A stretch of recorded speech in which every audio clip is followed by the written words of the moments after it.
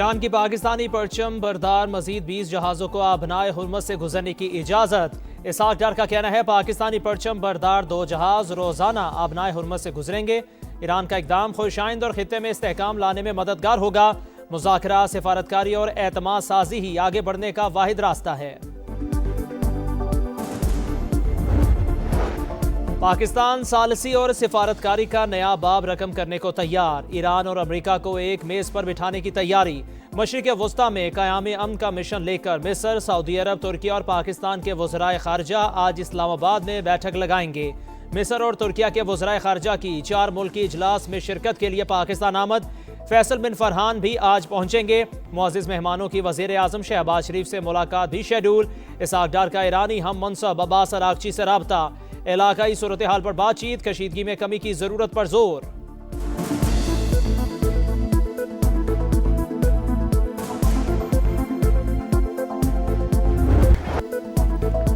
امریکہ میں صدر Donald Trump کی پالیسیز کے خلاف مظاہرے۔ واشنگٹن سمیت مختلف شہروں میں ہزاروں افراد سڑکوں پر نکل آئے۔ مظاہرین کا ایران جنگ فوری روکنے کا مطالبہ۔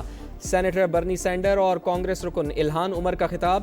لندن میں بھی عوام کا جمع غفیر، 5 لاکھ افراد کی مظاہروں میں شرکت۔ مظاہرین کی پرچم اٹھا کر امریکہ اور اسرائیل کے خلاف نعرے بازی، قتل و غارت گری روکنے کا مطالبہ۔ ملکی معیشت کے لیے اچھی خبر، پاکستان اور آئی ایم ایف میں اسٹاف لیول معاہدہ طے۔ ایگزیکٹو بورڈ کی منظوری سے 1 ارب 20 کروڑ کی اگلی قسط ملے گی۔ معیشت میں بہتری، مہنگائی اور کرنٹ اکاؤنٹ کنٹرول میں امداد بڑھانے کا فیصلہ۔ مہنگائی کے اثرات کم کرنے کے لیے کیا گیا۔ مانیٹری فنڈ کا اعلامیہ جاری، کہا اسٹیٹ بینک قیمتوں میں استحکام کے لیے سخت پالیسی جاری رکھے گا۔ ضرورت پڑنے پر شرح سود میں اضافہ کیا جا سکتا ہے۔ موسمیاتی فنڈ سے بھی مزید 21 کروڑ ڈالرز ملنے کا امکان۔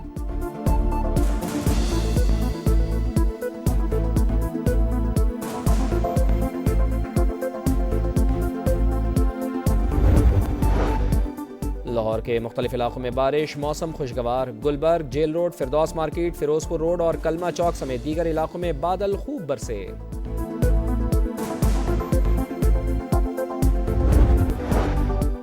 ایران کی اسرائیل پر بارود کی برسات، مزید کلسٹر میزائل داغ دیے۔ تل ابیب میں دھماکوں کی گونج، حیفا اور ڈیمونا میں نیول ہیڈ کوارٹرز، ریڈار اور بندرگاہ نشانہ۔ مشرق وسطی میں امریکی تنصیبات ایران کے نشانے پر۔ کویت میں ڈرون حملہ، ایئرپورٹ پر آگ بھڑک اٹھی۔ ابوظہبی میں میزائل اور ڈرونز کا ملبہ گرنے سے 5 افراد زخمی۔ امریکہ اور اسرائیل کا شمال مشرقی تہران پر حملہ، 10 شہری شہید۔ بوشہر ایٹمی پلانٹ کے قریب بمباری سے ایک ہی خاندان کے 4 افراد جان سے گئے۔ یونیورسٹی پر بم برسائے۔ اصفہان میں بھی حملے، مہرآباد ایئرپورٹ کے قریب دھماکے۔ لبنان میں اسرائیلی سفاکیت کی انتہا، گاڑی پر حملہ، خاتون سمیت 2 صحافی جام شہادت نوش کر گئے۔ تعلق المینار اور المدین ٹی وی سے تھا۔ دونوں صحافی اسرائیل کا مکروہ چہرہ بے نقاب کرنے کے لیے جا رہے تھے۔ حملوں میں طبی عملے کے 5 ارکان سمیت مزید 10 شہری شہید، تعداد 1180 ہو گئی۔ مغربی کنارے میں دہشت گردی، CNN کی ٹیم کو حراست میں لے لیا گیا۔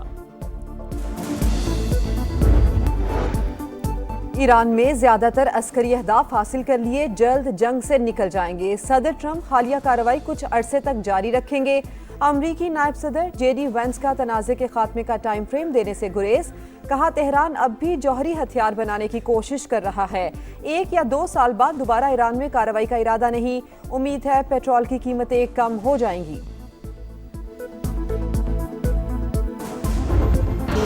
ایران کی اسرائیل پر بارود کی برسات، مزید کلسٹر میزائل داغ دیے۔ تل ابیب میں دھماکوں کی گونج، حیفا اور ڈیمونا میں نیول ہیڈ کوارٹرز، ریڈار اور بندرگاہ نشانہ۔ بن گوریون ایئرپورٹ پر ایندھن کا ذخیرہ بھی ٹارگٹ۔ مشرق وسطی میں امریکی تنصیبات ایران کے نشانے پر۔ ایرانی فوج کا دبئی میں 500 زائد امریکی فوجیوں کو نشانہ بنانے کا دعویٰ، کہا ٹرمپ کو سمجھنا ہوگا خطہ امریکی فوجیوں کا قبرستان بنے گا۔ کویت میں ڈرون حملہ، ایئرپورٹ پر آگ بھڑک اٹھی۔ ابوظہبی میں میزائل اور ڈرونز کا ملبہ گرنے سے 5 افراد زخمی۔ سعودی عرب میں سلطان ایئر بیس پر امریکہ کو بڑا نقصان، کئی ری فیولنگ طیارے متاثر ہونے کا انکشاف، 12 امریکی اہلکار زخمی۔ بحرین میں بندرگاہ پر حملہ، آپریشن معطل۔ ایرانی صدر کی پھر وارننگ، کہا خطے کے ممالک سلامتی چاہتے ہیں تو اپنی سرزمین جنگ کے لیے استعمال نہ ہونے دیں۔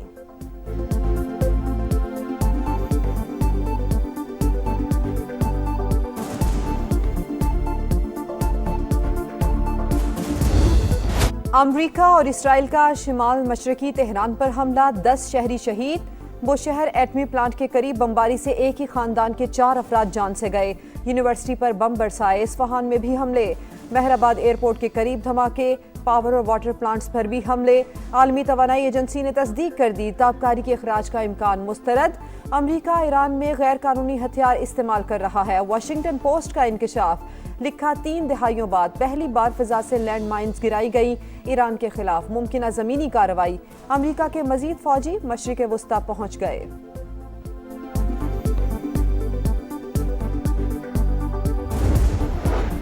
مشرق وسطی کی جنگ میں شدت، یمنی حوثی بھی میدان میں کود پڑے، اسرائیل پر حملوں کا آغاز، کئی مقامات پر راکٹ داغ دیے، صہیونی علاقے لرز اٹھے، کئی مقامات پر نقصانات کی اطلاع۔ آبنہ ہرمز کے بعد ایک اور اہم بحری گزرگاہ بحیرہ احمر بند ہونے کا امکان، جب تک امریکی اسرائیلی جارحیت نہیں رکتی حملے جاری رہیں گے، حوثی گروپ کا اعلان۔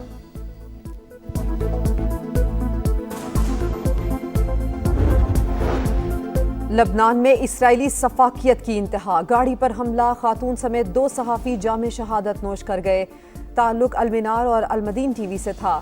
دونوں صحافی اسرائیل کا مکروہ چہرہ بے نقاب کرنے کے لیے جا رہے تھے۔ حملوں میں طبی عملے کے 5 ارکان سمیت مزید 10 شہری شہید، تعداد 1180 ہو گئی۔ مغربی کنارے میں دہشت گردی، CNN کی ٹیم کو حراست میں لے لیا۔ صہیونی فوج کی درندگی کے شکار فلسطینی نوجوان کا جنازہ، ماں کندھا دینے پہنچ گئی۔ ایران جنگ اسرائیلی وزیر اعظم کے گلے کا پھندا بن گئی، نیتن یاہو اور موساد کے سربراہ میں اختلافات شدید تر۔ صہیونی میڈیا کے مطابق موساد چیف نے اسرائیلی وزیر اعظم کو ایرانی حکومت گرنے کی یقین دہانی کروائی تھی۔ ایرانی قیادت کی شہادت کے بعد تہران میں دوبارہ ہنگاموں کا پلان تھا، منصوبہ ناکام ہونے پر ڈیوڈ برنیا منظر سے غائب۔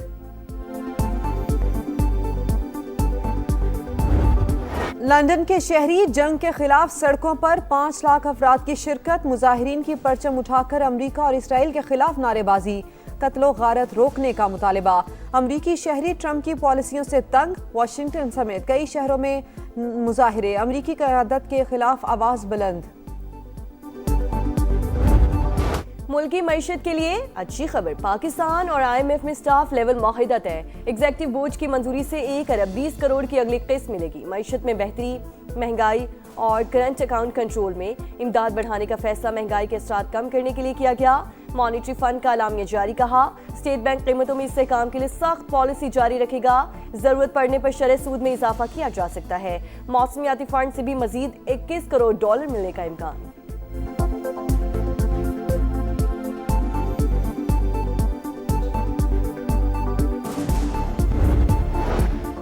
صدر مملکت ناراض تھے تو میرے استعفے کا مطالبہ کرتے، وزیر اعظم کو کہا گورنر سندھ کو ہٹانا تھا تو ہمیں پہلے بتا دیتے۔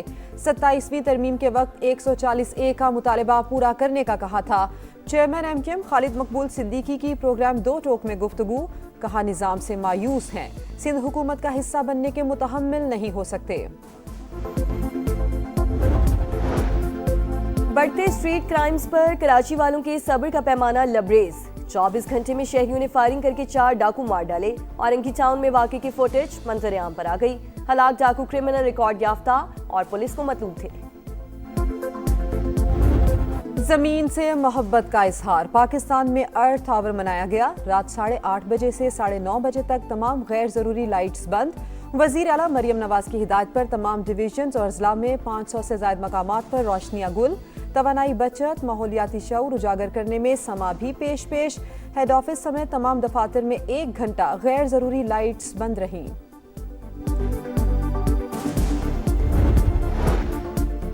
سعودی عرب کے بعد قطر نے بھی یوکرین سے دفاعی معاہدہ کر لیا، دونوں ممالک کے دفاعی معاہدے پر دستخط۔ صدر زیلنسکی کی متحدہ عرب امارات کے صدر شیخ محمد بن زید ال نہیان سے بھی ملاقات، کہا اسٹریٹجک معاملات پر خلیجی ممالک کے ساتھ کام کرنے کے لیے تیار ہیں۔ PSL میں ایک ہی روز 2 تگڑے مقابلے، پشاور زلمی کی راولپنڈیز کو 5 وکٹ سے شکست، 215 رنز کا ہدف 5 گیندیں قبل حاصل۔ ملتان سلطان نے اسلام آباد یونائیٹڈ کو 5 وکٹوں سے ہرا دیا، 172 رنز کا ہدف 19ویں اوور میں پورا۔